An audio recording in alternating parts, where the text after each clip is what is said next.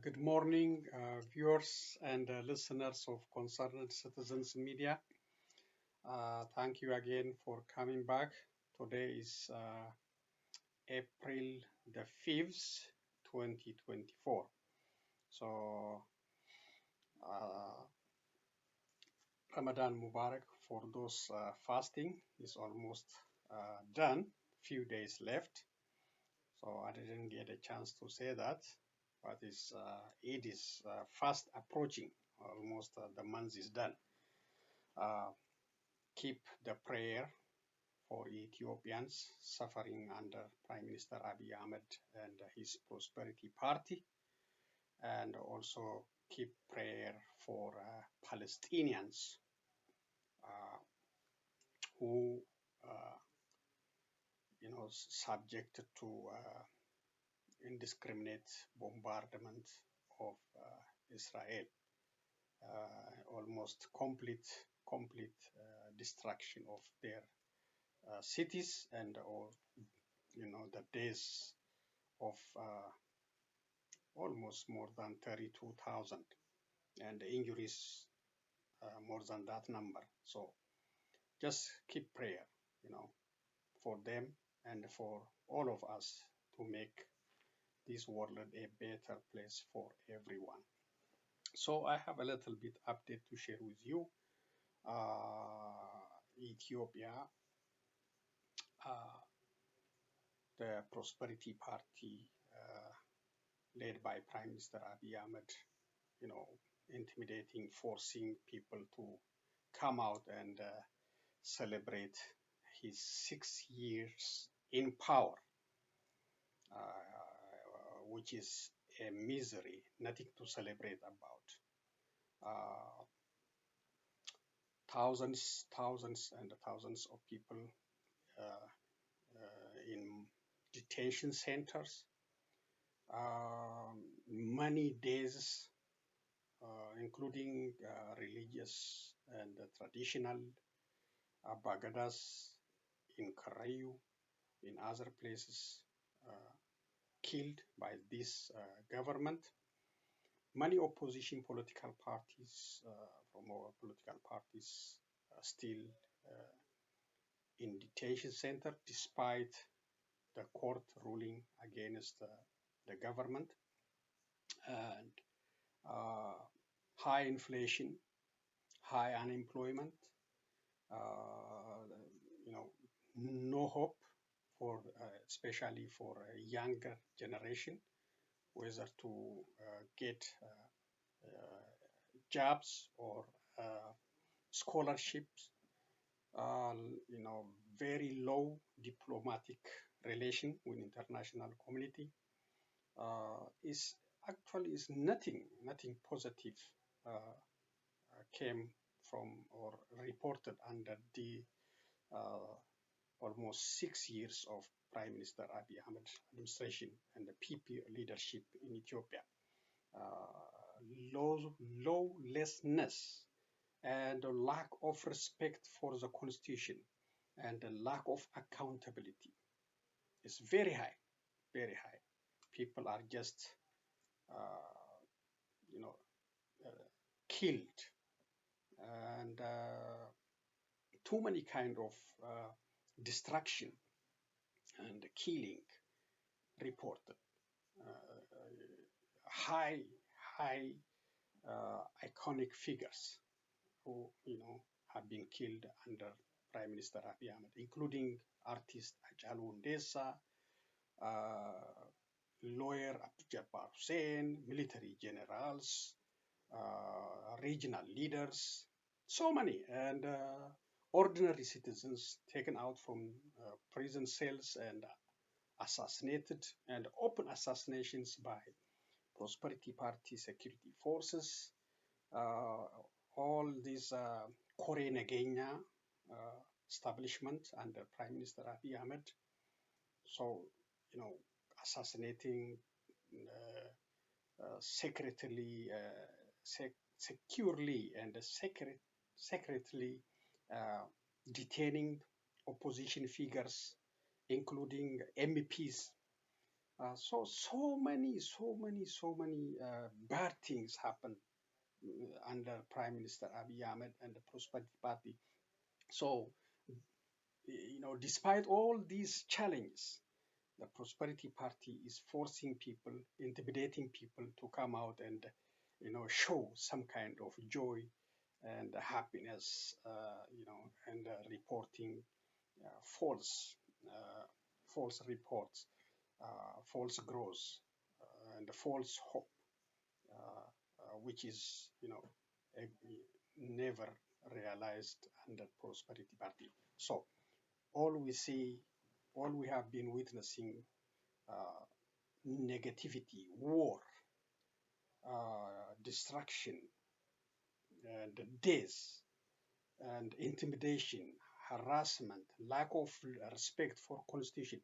These are the points clearly known, clearly reported, clearly recorded under Prosperity Party, or which is led by Prime Minister Abiy Ahmed. So he has been in power for 6 years, and he will not leave power, and the election is fake. As we have learned from previous election, he will win again if he got the same opportunity, because he's controlling the tanks and the bank. So he will win, and he may stay for another 5, 6 years. We don't know, but nothing will happen under the current circumstances. Nothing. No free and fair election. Intimidation, and opposition political parties threatened, arrested, offices closed. So these are the points we have been witnessing under Prosperity Party. Nothing to celebrate, and all we have been witnessing is agony and lack of hope, and all kind of misery, wars in Tigray, wars in Amara region, wars in Oromia. Tigray is a little bit now diplomatic war, not that much military engagement, but there is fighting. There is fighting. It's not settled. It's not settled. But the war in Amara region and the war in Oromia is very tough, still going on, and there is no ending side. There is no diplomatic solution. So the fighting still continue, and despite the government propaganda, reporting positive, reports, but the reality is nothing to, nothing positive really, nothing, no hope, all challenges, all challenges, and no justice for victims in Tigray, especially for rape and genocide happened against the Tigrayan peoples. That still,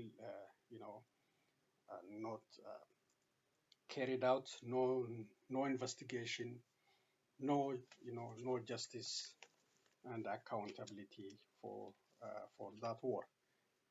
Instead, they are waging multiple wars on Ethiopians. So that's a little bit update.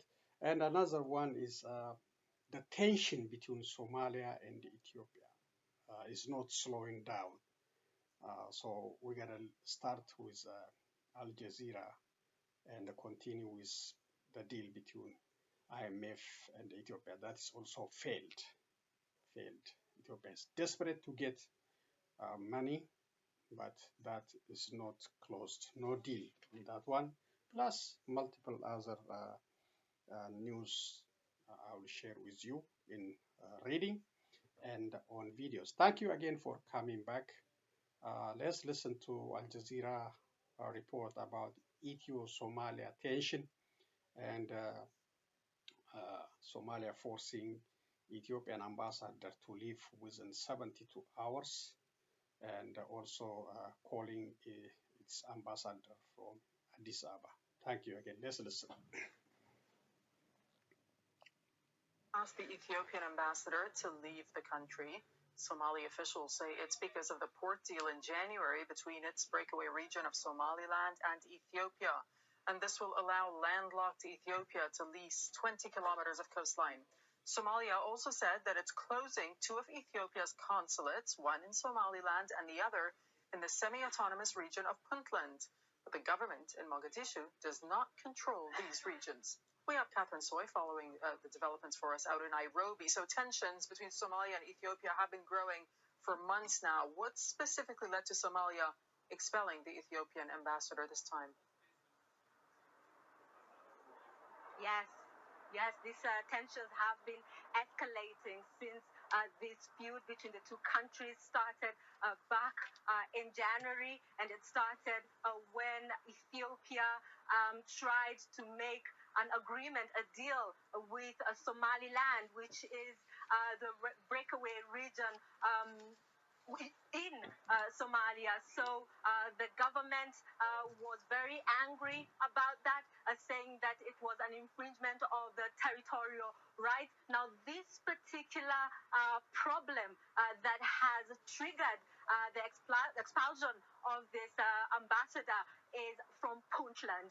And Puntland, officials from Ethiopia were hosted to a meeting in Ethiopia where they discussed different issues, including bilateral ties. Again, this angered the federal government very much.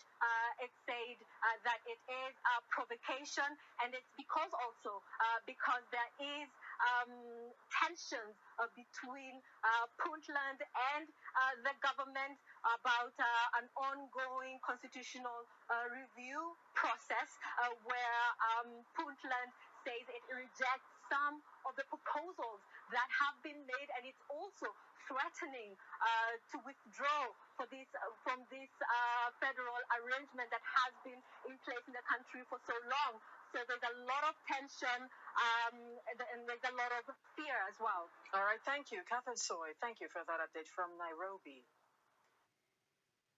From the International Monetary Fund has wrapped up its visit to the country without reaching an agreement on how exactly the fund could support the government's economic reform program. This development leaves the authorities in Addis Ababa short of a commitment that it made with its official bilateral creditors, excluding China. The Paris Club of Creditors, which doesn't include China, said last year in November that an agreement to suspend Ethiopia's debt service payments through to 2025 could be voided if the country didn't have a staff-level agreement on an IMF credit line by the 31st of March. At the moment, though, it's not 100% clear if the Paris Club members will actually enforce that deadline. Ethiopia reached a separate debt service suspension deal with China earlier in 2023. In December, Ethiopia became the third African nation to default in as many years in December after it failed to make a $33 million coupon payment on its $1 billion Eurobond, which is due at the end of this year. Right, and a bit of analysis on this story. Gabriel Nagatu is a senior fellow at the Atlantic Council's Africa Center. He's joining us now live on the program. Thank you for your time this evening, Mr. Nagatu. So the statement from the IMF that came out yesterday was very brief, and he just said, look, talks are in progress, and it will continue at the spring meetings in about 2 weeks' time. Do you think that Ethiopia's gotten the extra time that it needs to wrap up this staff-level agreement from the bilateral creditors? Good. Thank you. Thank you for having me on.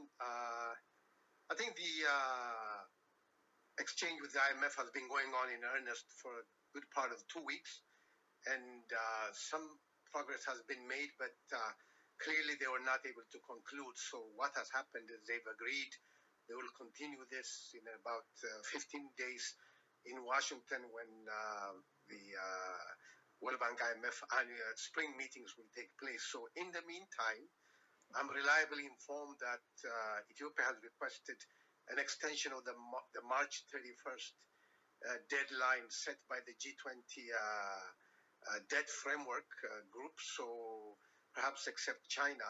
So that discussion will continue in Washington, and I want to believe there will be an extension granted towards that effect. In other comparable situations, and I have Egypt in mind here, a key sticking point often becomes the willingness or not to liberalize the currency. And I know that's been a sticking point. That's something that the Ethiopian authorities have discussed with the IMF with respect to the birr several times in the past. Do you think that's the exact same main issue that the two sides are probably not agreeing on? Well, the currency surely is one of the key issues, and I believe they've reached consensus on the need for some form of devaluation. We may not know the exact level of devaluation and whether it will be pegged or whether it will be a band, and so on. But there seems to be a meeting of minds around the issue of devaluation. My thinking and my information say that the more difficult issue still on the table is the issue of deficit financing. As you know, the government of Ethiopia runs a deficit, a budget deficit, and the IMF seems to have its own ideas about how this deficit should be financed. Normally, as you know, deficit is funded either through taxes, borrowing, or the issuance of bonds. And of course, the easiest one is always to borrow from the central bank, and the IMF is not too happy with that. So they are still in discussion about the ways and means of financing the deficit without necessarily increasing the inflation and allowing for wasteful government spending and slowing down investment. So how the deficit gets financed without destabilizing the rest of the economy seems to be where the discussion is still going on. As far as you know, how much cash are we looking at here in terms of what Ethiopia would need to not just rebuild its foreign currency reserves, but also at the same time, have a level of comfort that would essentially allow the National Bank of Ethiopia to, let the birr to essentially devalue by, say, 20 or 30%? Well, what we know and what's been floated is this idea of a $3.5 billion injection of new and additional funds into the Ethiopian economy from the IMF, an IMF loan, either from standby facility or one of the facilities, for a $3.5 billion loan. And what is being negotiated at this point is out of the $27, $28 billion loan that Ethiopia currently owns, I think we're looking at getting a reprieve on about 20 billion of that. So once the agreement is reached, then the expectation is that the IMF will now raise and make available about 3.5 plus dollars into the Ethiopian economy in the form of a debt.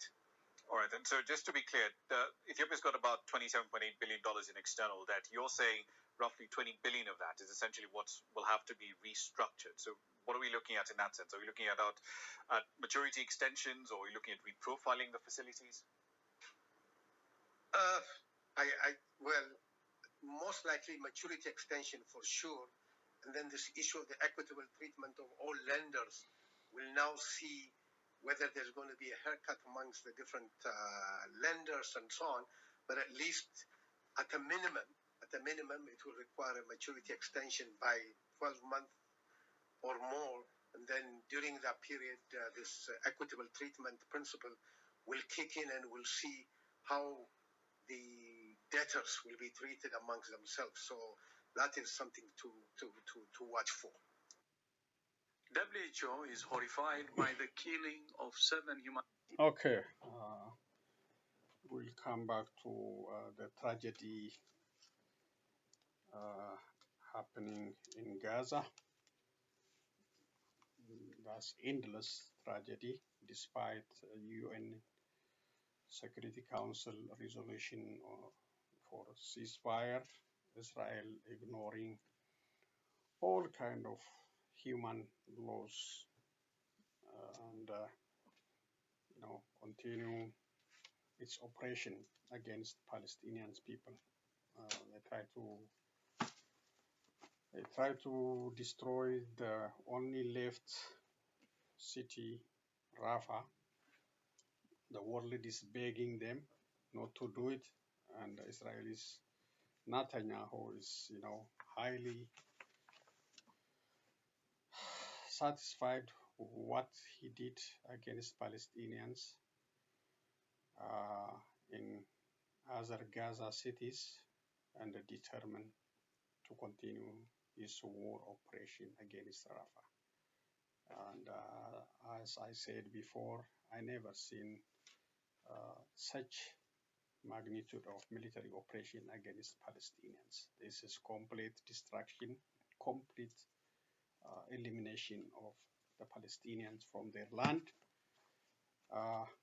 maybe planning to control the whole region, the whole Gaza region, by eliminating Palestinians. It's a war crime, still in the, in the Hague. That will be determined in the future, and so we'll see. But WHO is talking about a recent event happened in Gaza, the assassination of humanitarian workers. So Israel is killing everybody. Nobody is safe. Journalists, humanitarian organization workers, UN workers. Nobody is safe.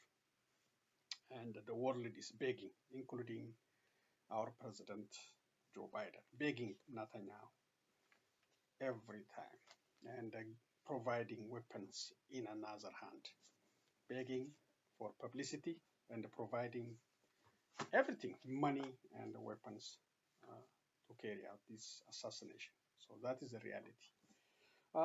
Let's continue sharing some other news in reading.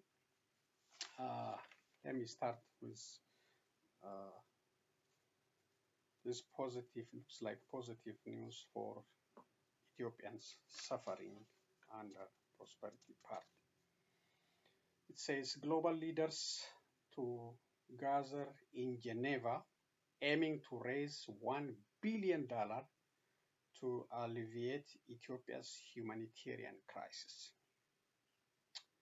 Senior officials from various countries and international organizations will convene in Geneva on 16 April 2024 for a high-level pledging event aimed at addressing the humanitarian crisis in Ethiopia.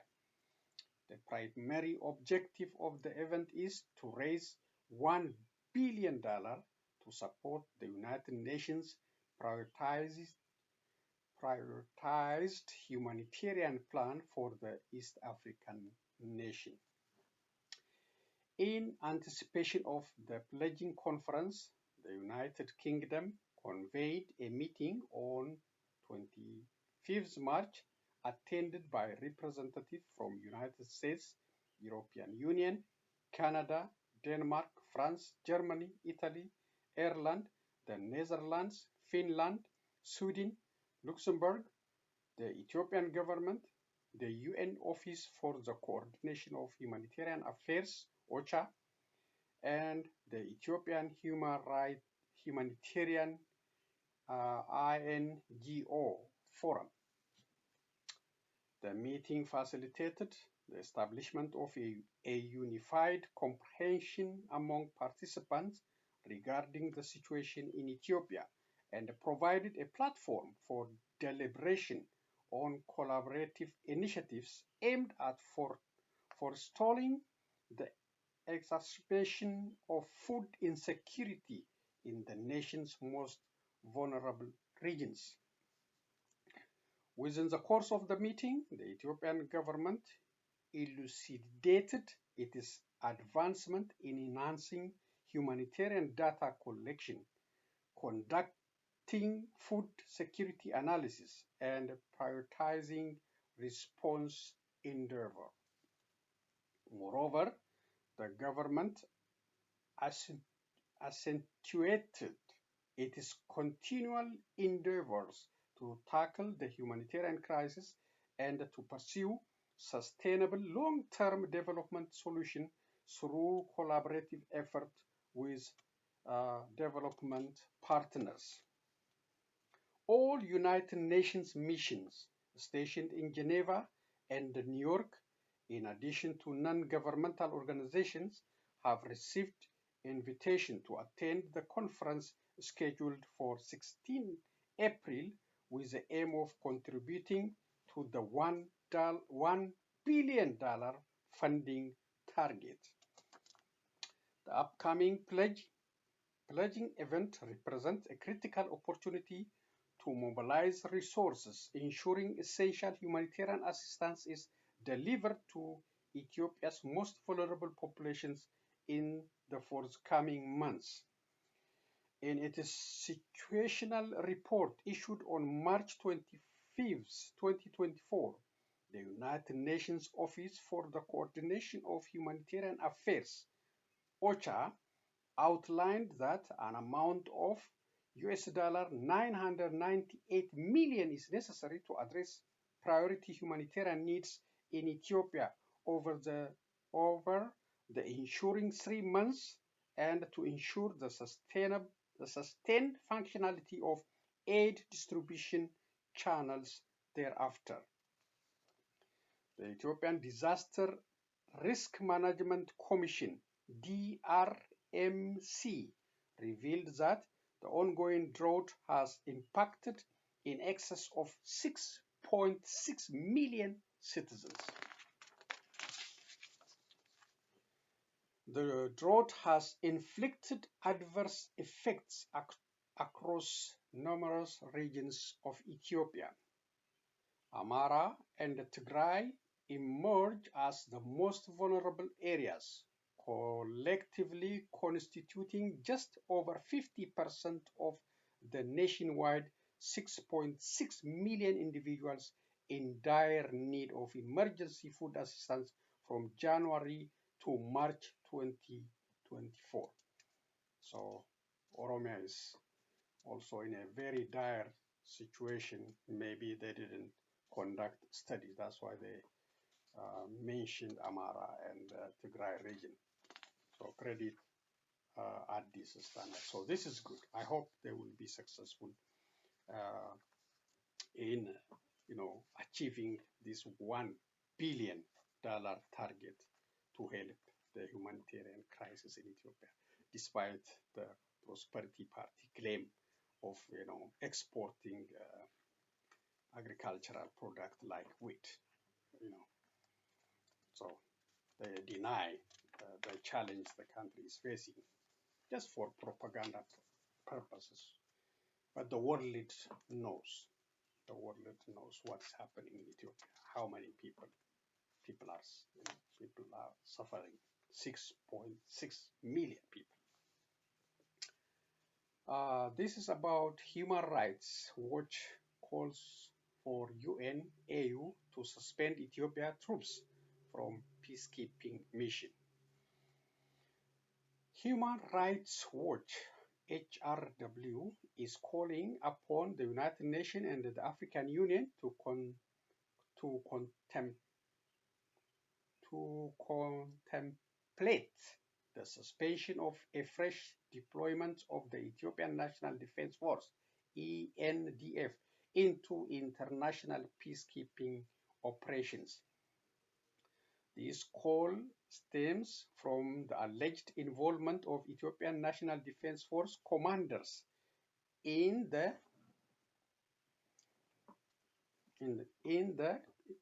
quotation summarily execution of several dozen civilians, end of quotation, in Marawi town located in the Amhara region. The right group has additionally leveled accusations against the Ethiopian military forces, alleging their involvement, in quotation again, war crimes on the 29th of January in the town of Marawi. As per Human Rights Watch, the incident stands out as one of the most lethal occurrences involving civilians amidst the recent clash between federal forces and the non-state militia FANO. The organization stated It has conducted interviews with 20 individuals, encompassing both victims and eyewitnesses, and scrutinized videos and satellite imagery. These sources provided corroboration for reports of soldiers carrying out execution of civilians on the streets and during household searches spanning a 6-hour duration. In quotation, the Ethiopian armed forces' brutal killings of civilians in Amara undercut government claims that it is trying to bring law and order to the region. End of quotation. Said Latita Beder, Human Rights Watch's Deputy African Director.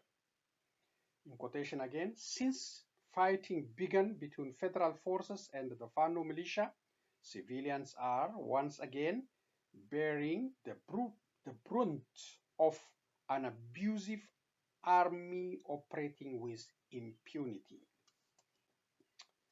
Human Rights Watch indicated its inability to ascertain a precise death toll, but has compiled lists of victims totaling 40 names.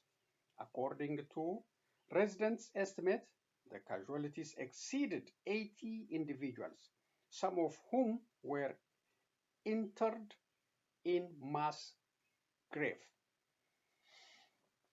Furthermore, the organization leveled accusations against soldiers for engaging in looting activities and setting vehicles ablaze. In the aftermath of the incident, Addis Standard reported that a minimum of 50 individuals was purportedly killed by government forces in what residents described as execution, in quotation. The victims encompassed children and women spanning ages ranging from 14 to 96 years old. 1 week subsequent to the incident, the Ethiopian Human Rights Commission, EHRC, issued its preliminary report, revealing that a minimum of 45 civilians had been subjected to extrajudicial execution, in quotation, by government security forces, end of quotation, on allegation of supporting FANO. The Ethiopian government has refuted allegations of extrajudicial killings carried out by the state security forces in the town of Merawi. While Legessa Tulu, the Minister of State Communication Service, acknowledged the occurrence of a confrontation between the Ethiopian National Defense Force and the non-state militia FANO within the town, he asserted that the defense forces, in quotation, didn't target any civilians, and that the military acted, again in quotation, in self-defense. Nonetheless, Human Rights Watch maintained that the evidence suggested disproportionate killing of civilians. Furthermore, the European Union, United States, and the United Kingdom have condemned these killings and advocated for an independent investigation, which we cannot get as long as Prosperity Party stays in power. You cannot get independent reporting. You cannot get independent investigation. Will never happen as long as Prosperity Party in power. But they, for the sake of publicity, they can say whatever.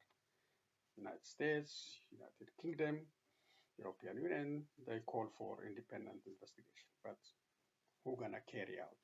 Who? Under which government? The organization called upon the UN Human Rights Council to advocate for a renewed focus on oversight in Ethiopia.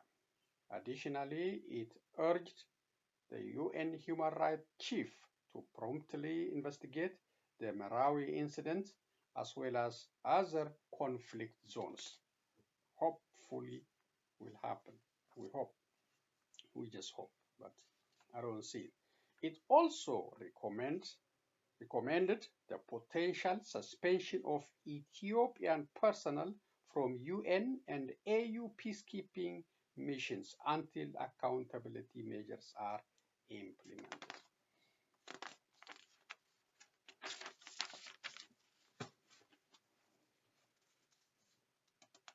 Okay, this one is from US State Department, designating financial supporters of Iran's Ministry of Defense. Press statement, Matthew Miller, Department of Spokesperson.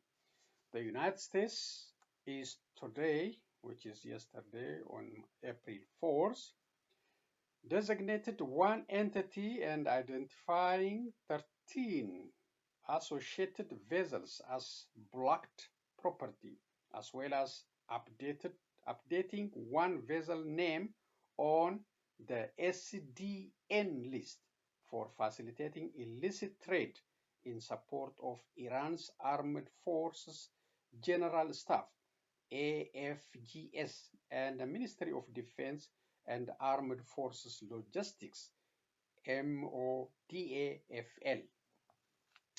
The United States will continue to take action against entities that transport cargoes or facilitate transactions in support of MODAFL and the AFGS, the Islamic Revolutionary Guard Corps, or Iran's Foreign Proxy and Partners Group. We remain committed to disrupting illicit funding streams financing Iran production of weapons that support Russia's war against Ukraine and the attacks by Iranian proxy groups throughout the Middle East. So that is from US State Department sanctioning those who are supporting Iran. This is for scientific discovery, providing new hope in the shortage of kidney implantation. Let me read what it says. Pig kidney transplant patient leaves hospital. The first man to receive a genetically modified kidney transplant from a pig has been discharged from hospital. The 62-year-old was sent home on Wednesday, 2 weeks after the groundbreaking surgery at Massachusetts General Hospital, MGH. Organ transplants from genetically modified pigs have failed in the past, but the successful of this procedure so far has been hailed by scientists as a historic milestone in the field of transplantation. The news was shared in a press release on Wednesday by MGH, which is Harvard Medical School's largest teaching hospital in the United States city of Boston. Are pigs the future of organ transplants? In the release, the hospital said the patient, Richard, in quotation, Rick Slayman of Weymouth, Massachusetts, had been battling end-stage kidney disease and required an organ transplant. His doctors successfully transplanted a genetically edited pig kidney into his body over a 4-hour-long surgery on 16 March. They said Mr. Suleiman's kidney is now functioning well and he is no longer on dialysis. In a statement, Mr. Suleiman said being able to leave hospital and go home was, in quotation, one of the happiest moments of his life. In quotation again, I am excited to resume spending time with my family, friends, and loved ones, free from the burden of dialysis that has affected my quality of life for many years. End of quotation. In 2018, he had a human kidney transplant from a deceased donor. However, it began to fail last year, and the doctors raised the idea of a pig kidney transplant. In quotation, I saw it not only as a way to help me, but a way to provide hope for thousands of people who need transplant to survive. End of quotation, he said.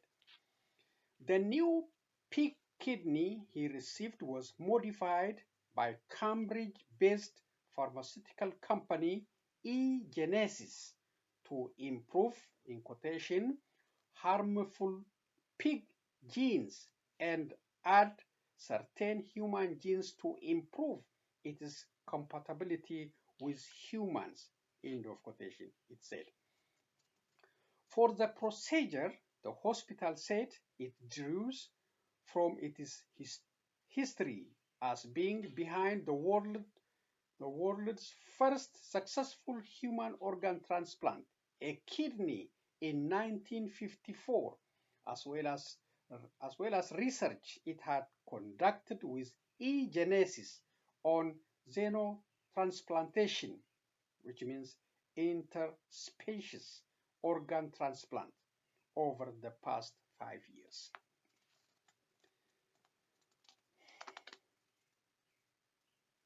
The procedure was green light by the Food and Drug Administration, who offered a single expanded access protocol, also known as compassionate use, that is used for patients with life-threatening illness to grant them access to experimental treatment.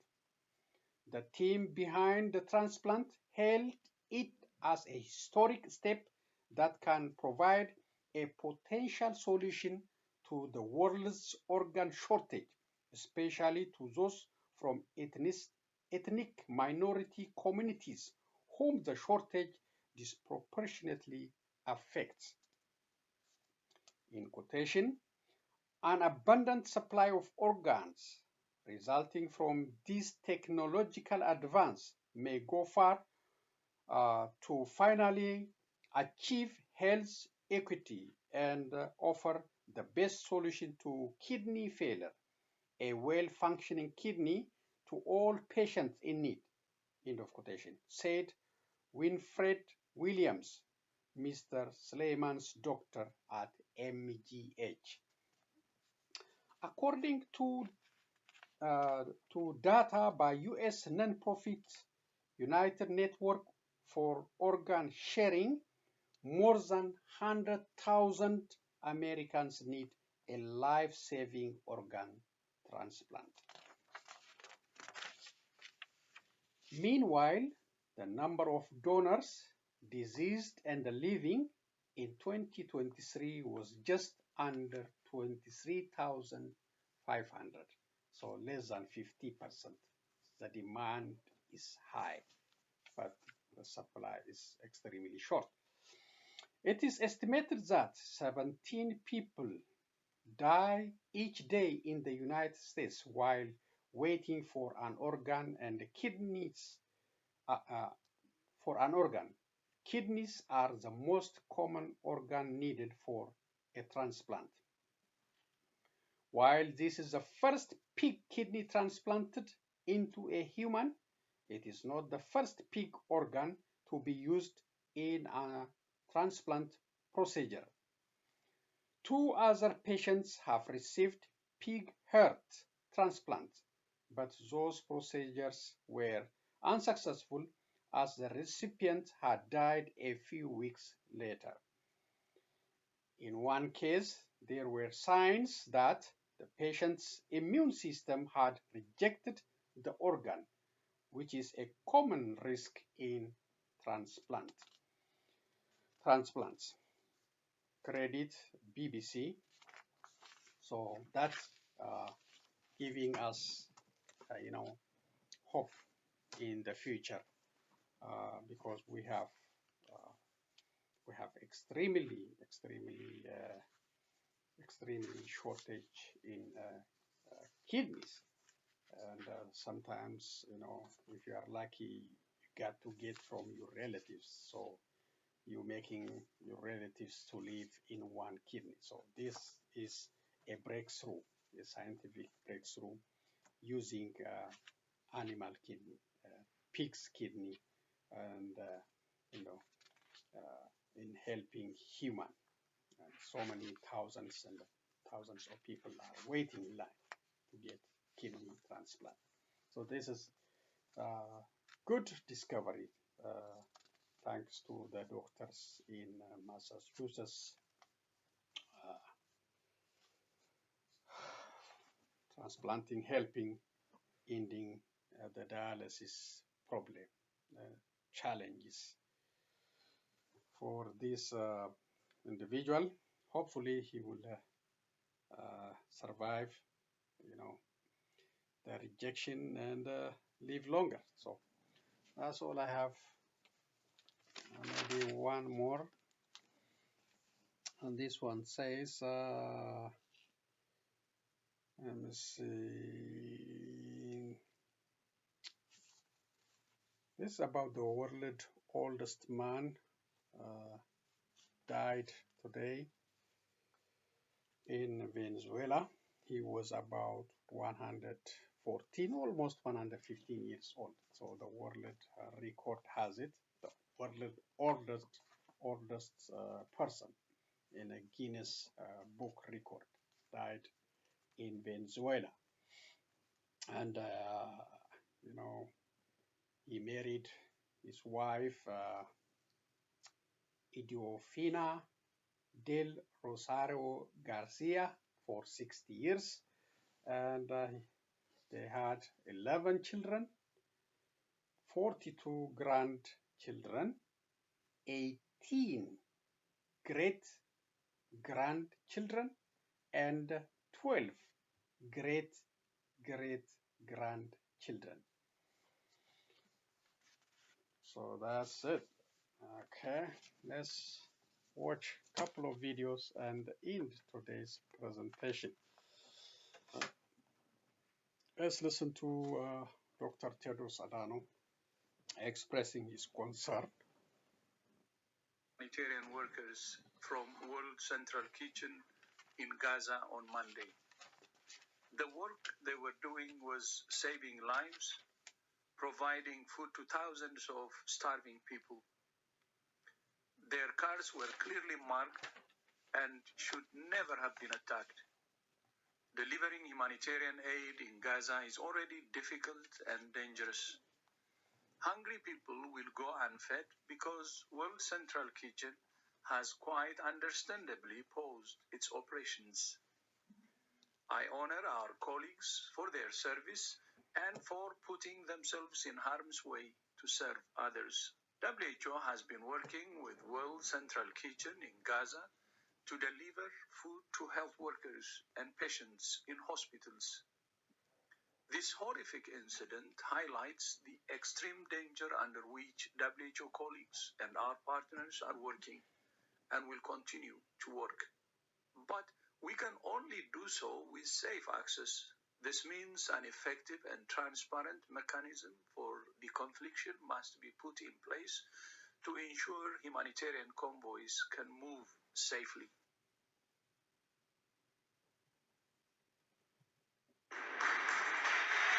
Okay, this is the new president.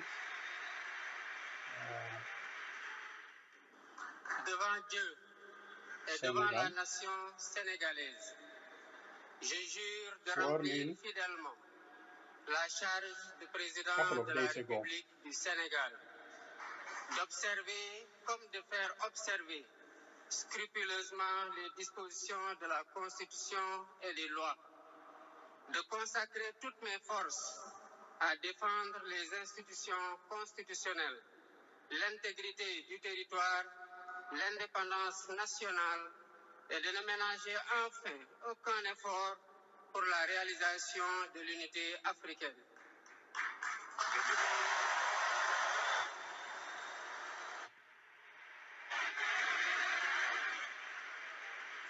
One more video, the last one. The same Senegal.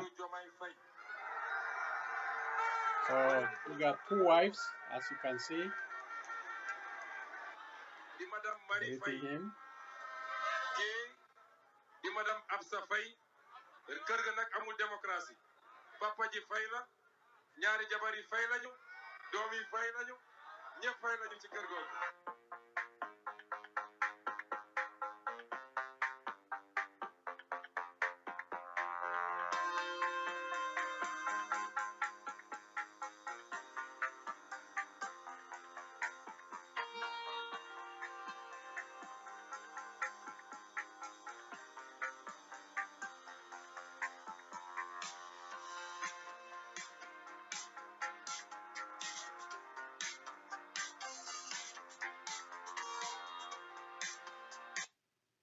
Okay, so that is the firework and the celebration,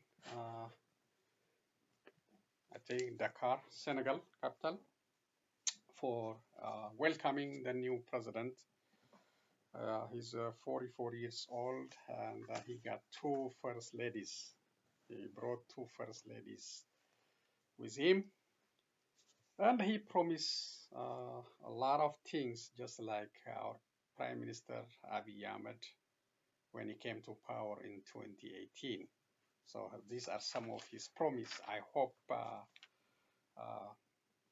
he will keep his promises.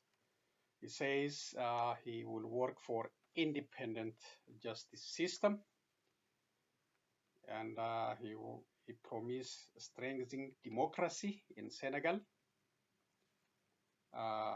Also to make Senegal a country of hope, a country of peace and stability. Also, he promised to respect and abide by the country's constitution. He also promised to strengthen social and economic progress